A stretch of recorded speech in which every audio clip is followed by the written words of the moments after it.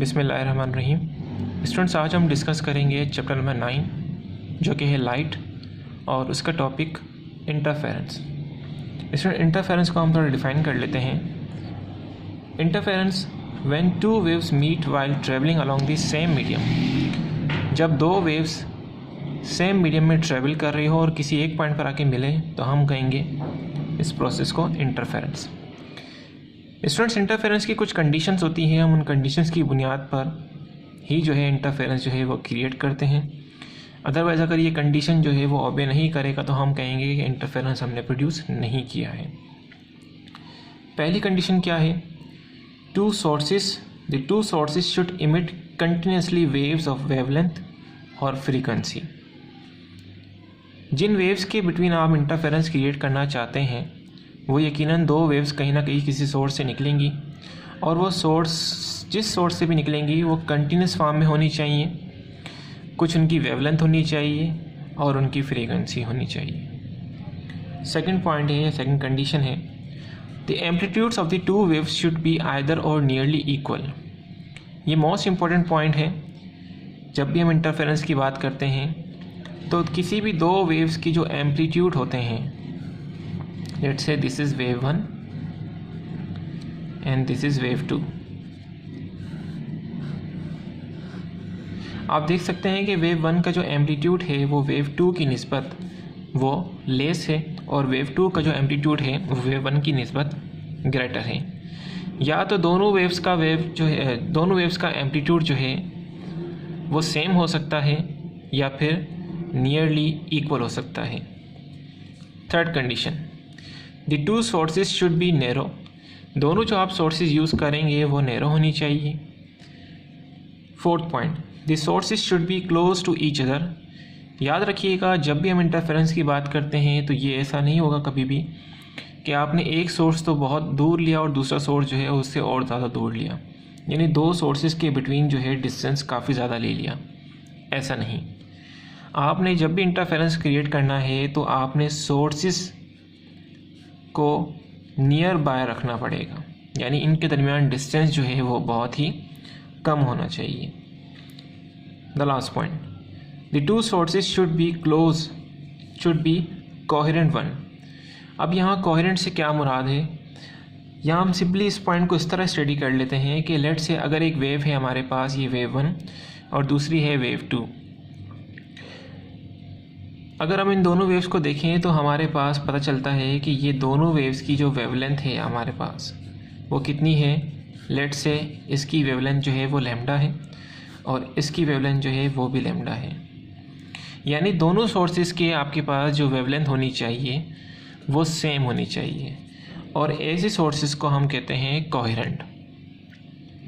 ठीक है, या इसको आप ये भी कह सकते हैं कि इनकी वेवलेंथ सेम होनी चाहिए और इनकी फ्रीक्वेंसीज यहाँ पर डिफरेंट हो भी सकती है।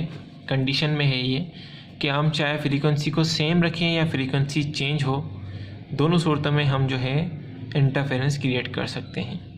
अब जब भी हम इंटरफेरेंस की बात करते हैं तो इंटरफेरेंस में हमारे पास जो है कुछ ना कुछ रिज़ल्ट्स मिलते हैं और उन रिज़ल्ट्स को हम एज आ कंस्ट्रक्टिव इंटरफेरेंस या डिस्ट्रक्टिव इंटरफेरेंस कहते हैं।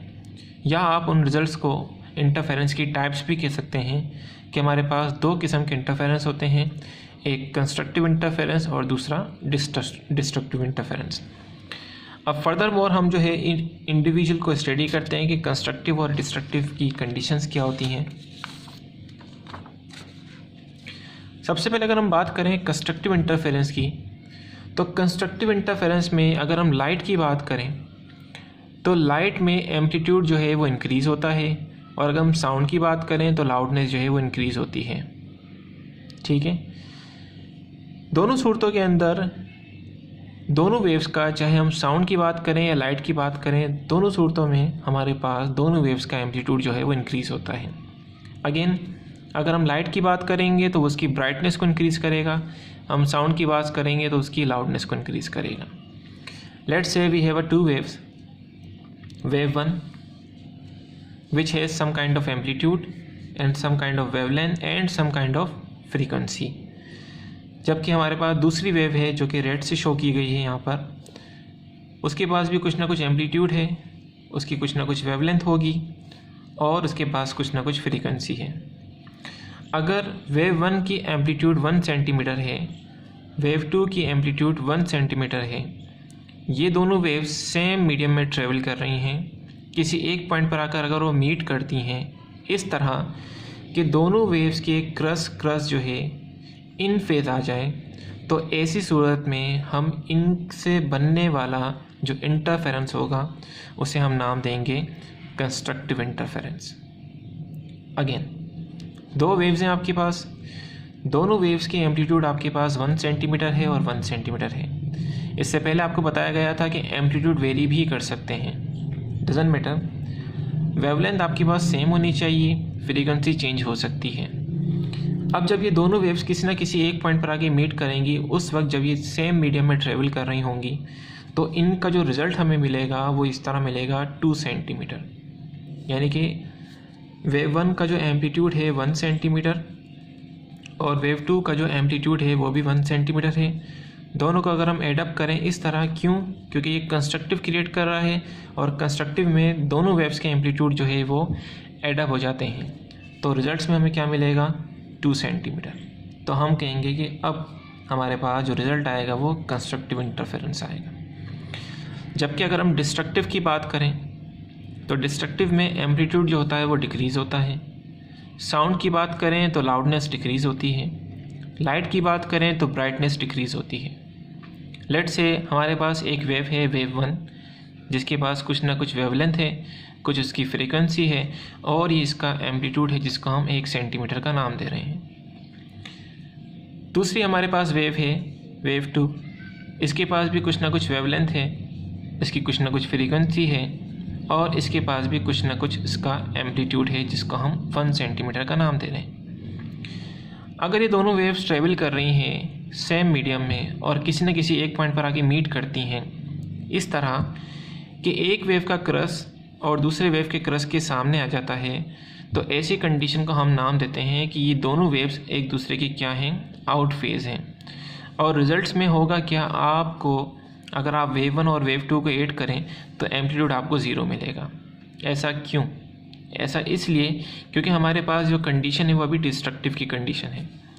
डिस्ट्रक्टिव के अंदर एम्पलीट्यूड को सब्ट्रैक्ट करते हैं, जबकि कंस्ट्रक्टिव के अंदर हम एम्पलीट्यूड को ऐड अप करते हैं। अगर हम इसके एम्पलीट्यूड को let's say 1 centimetre minus 1 centimetre, ये वेव 1 का एम्पलीट्यूड है और ये वेव 2 का एम्पलीट्यूड है, दोनों को सब्ट्रैक्ट करेंगे, रिजल्ट आपको मिलेगा 0। तो हम कहेंगे हमारे पास जो रिजल्टेंट वेव आएगी उसका कोई एम्पलीट्यूड नहीं होगा और ऐसी कंडीशन को हम नाम देते हैं डिस्ट्रक्टिव इंटरफेरेंस। मोस्ट इम्पॉर्टेंट बात कंस्ट्रक्टिव और डिस्ट्रक्टिव में क्या है, याद रखिएगा बस सिंपली कि अगर एक वेव का क्रस्ट और दूसरे वेव के ट्रफ के सामने आ जाता है तो इसी कंडीशन को हम आउट फेज कहते हैं और आउट फेज में हमेशा हमें डिस्ट्रक्टिव इंटरफेरेंस जो है वो रिजल्ट में मिलेगा। जबकि अगर हमारे पास एक वेव का क्रस्ट दूसरे वेव के क्रस्ट के सामने आ जाता है तो हम कहेंगे रिज़ल्ट में हमारे पास जो है वो कंस्ट्रक्टिव इंटरफेरेंस मिलेगा और उस कंडीशन में हमारा एम्पलीट्यूड जो है वो एड अप होगा। अब फर्दर मोर हम बात करते हैं आगे पाथ डिफरेंस की और फेज डिफरेंस की। अगर पाथ डिफरेंस और फेज डिफरेंस अगर आपने इसके अंदर समझ लिया तो आगे के जितने भी टॉपिक्स हैं जो कि यंग्स डबल स्लिट एक्सपेरिमेंट है, इंटरफेरेंस ऑफ लाइट है, माइकलसन इंटरफेरोमीटर है, न्यूटन्स रिंग है और इससे कंसर्न और दूसरे टॉपिक, उसमें आपको जो है काफ़ी मदद मिलेगी अगर आपने पाथ और फेज डिफरेंस को अच्छी तरह समझ लिया। तो आगे मूव करते हैं।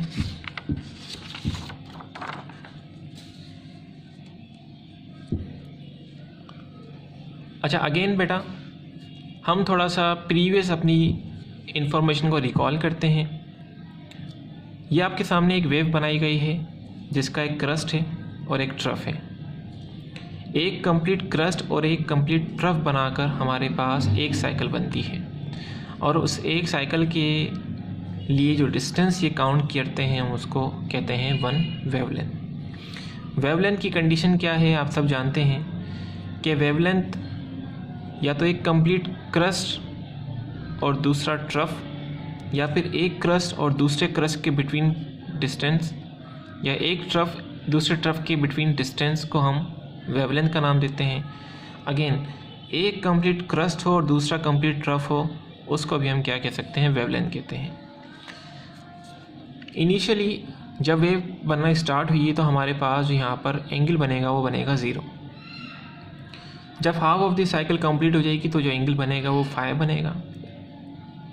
बनेगा। जब कंप्लीट साइकिल हो जाएगी तो हम कहेंगे एंगल कितना बना है, 2 पाई बना है। ये हमारे पास जो एंगल्स गिवन है ये रेडियंस के अंदर गिवन है। अगर हम डिग्री के अंदर बात करें तो हमारे पास ये 0 डिग्री, पाई होता हमारे पास 180 डिग्री और 2 पाई होता हमारे पास 360 डिग्री। इस पॉइंट को हम क्रस्ट का नाम देते हैं और इस पॉइंट को हम ट्रफ का नाम देते हैं।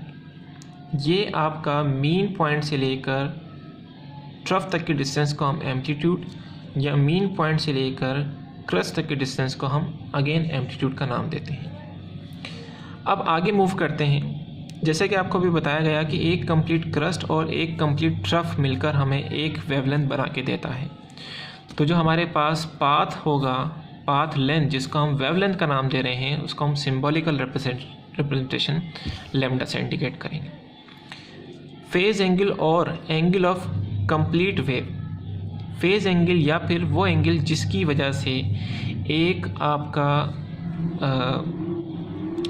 वेव जो है वो कंप्लीट होता है, उसे हम नाम देते हैं 2 पाई। अगेन बेटा, लेट्स से हमारे पास एक वेव है वेव 1 जिसका एम्पलीट्यूड है 1 सेंटीमीटर और दूसरी वेव है वेव 2 जिसका एम्पलीट्यूड है 1 सेंटीमीटर। अब आप ये देख सकते हैं कि ना वेव 1 ना वेव 2 कोई आगे मूव नहीं कर रही है, ना कोई वेव 2 पीछे मूव कर रही है। इन अदर वर्ड्स वेव 1 ना लीड कर रही है ना लैग कर रही है। तो जब वो लीड नहीं कर रही ना वो लैग कर रही है तो उस कंडीशन में क्या हम देख सकते हैं कि वो कंस्ट्रक्टिव या डिस्ट्रक्टिव इंटरफेरेंस क्रिएट करेगा। ओके, हम देखते हैं कि यहाँ पर हमारे पास कोई, चूँकि वेव 1 भी ओरिजिन से स्टार्ट हो रही है और वेव 2 भी ओरिजिन से स्टार्ट हो रही है, तो हम कहते हैं यहाँ पर दोनों वेव्स एक ही पॉइंट से स्टार्ट हो रही है, तो हम कहेंगे यहाँ पर इनके बिटवीन जो पाथ डिफरेंस है वो कितना है, वो 0 है। जबकि अगर हम बात करें एंगल की तो ये 0 रेडियन, ये 0 रेडियन, ये पाई रेडियन, ये पाई रेडियन, ये 2 पाई, ये 2 पाई। यानी हम ये देख सकते हैं कि एक वेव कंप्लीटली दूसरी वेव के इन फेस है और इन फेस की कंडीशन में यहाँ पर आपके पास पाथ डिफरेंस भी 0 है, ना कोई वेव आगे मूव कर रही है, ना लीड कर रही है, ना लैग कर रही है। तो हम कहेंगे यहाँ पर जो फेज डिफरेंस है वो भी कितना है, 0। तो उसी सूरत में हमारे पास आपके पास जो रिज़ल्ट मिलेगा वो क्या मिलेगा, कंस्ट्रक्टिव इंटरफेरेंस। यानी अब इनका जो एम्पलीट्यूड होगा वो कितना हो चुका होगा, 2 सेंटीमीटर। हम देखते हैं इस कंडीशन में अगर हम इसको कंक्लूड करें तो सेम सोर्स है, जो कि हम जानते हैं इंटरफेरेंस की कंडीशन में सेम सोर्स होना चाहिए, कोई पार्ट डिफरेंस नहीं है, ना ही कोई फेज डिफरेंस है। रिज़ल्ट में हमें क्या मिल रहा है, कंस्ट्रक्टिव इंटरफेरेंस। अब हम थोड़ी सी सिचुएशन को चेंज कर देते हैं। हम क्या करते हैं कि अगर वो जो वेव 1 है वो ओरिजिन से स्टार्ट हो रही है, लेकिन वेव 2 को हम थोड़ा सा आगे शिफ्ट कर देते हैं, इतना जितना कि लैम्डा। लेकिन हम फिर अब ये कहेंगे कि अब इन दो वेव्स के बिटवीन जो पाथ डिफरेंस आ रहा है वो कितना आ रहा है, लैम्डा। जो फेज डिफरेंस आ रहा है, चूँकि वेव को आपने आगे मूव किया है, कितना मूव किया है, 2 पाई एंगल के जितना, तो हम कहेंगे फेज डिफरेंस कितना आ रहा है, 2 पाई। या फिर आप क्या करें, वेव 1 को वही रहने दें, ओरिजिन से स्टार्ट करें, और वेव 2 को जो कि आपने पहले लैम्डा से आगे शिफ्ट किया था, अब आप इसको इतना शिफ्ट करें जितना कि 2 लैम्डा होगा। अगेन क्रस्ट के नीचे है, क्रस्ट के नीचे है। पहले एंगल आपके पास 2 पाई था जिसको हम फेज एंगल या फेज डिफरेंस कह रहे हैं। फेज पाथ डिफरेंस कितना था, लैम्डा। अब आपके पास पाथ डिफरेंस आएगा 2 पाई और हम कहेंगे कि फेज डिफरेंस कितना है, 4 पाई। पाथ डिफरेंस आपके पास 2 लैम्डा है, फेज डिफरेंस आपके पास 4 पाई है। इन दोनों कंडीशंस में जिसमें हमने वेव 2 को एक लैम्डा आगे शिफ्ट किया है और दूसरी कंडीशन में 2 लैम्डा आगे शिफ्ट किया है, उस सूरत में भी हमारे पास जो रिज़ल्ट मिलेगा वो क्या मिलेगा, कंस्ट्रक्टिव इंटरफेरेंस मिलेगा। यानी कि इन दो वेव्स का जो एम्पलीट्यूड होगा वो एडअप हो जाएगा और रिजल्ट में आपको 2 सेंटीमीटर प्रोड्यूस करके देगा। इस कंडीशन में आपके पास पाथ डिफरेंस लैम्डा है और फेज डिफरेंस आपके पास 2 पाई है। इस कंडीशन में आपके पास पाथ डिफरेंस 2 लैम्डा है और फेज डिफरेंस 4 पाई है।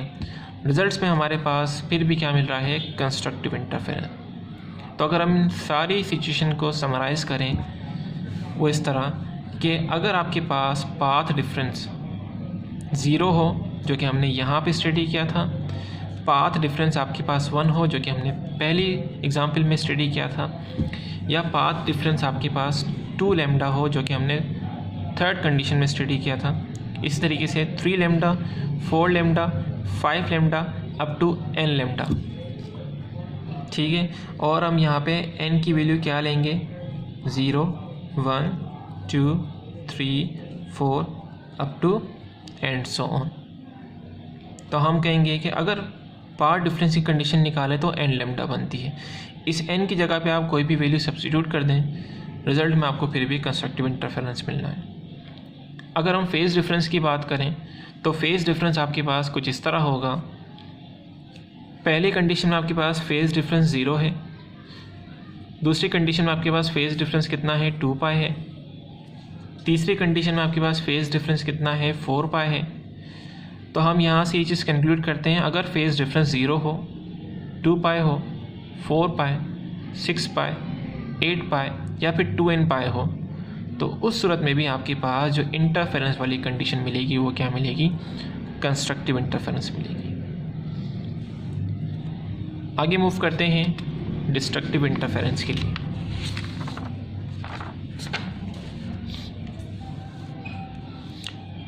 डिस्ट्रक्टिव इंटरफेरेंस की कंडीशन बिल्कुल कंस्ट्रक्टिव इंटरफेरेंस की कंडीशन के मुताबिक ही है। पहली सिचुएशन में हमारे पास क्या है कि एक वेव है जो कि ओरिजिन से स्टार्ट हो रही है, लेकिन जो दूसरी वेव है हम उसको इतना शिफ्ट कर रहे हैं जितना कि λ/2।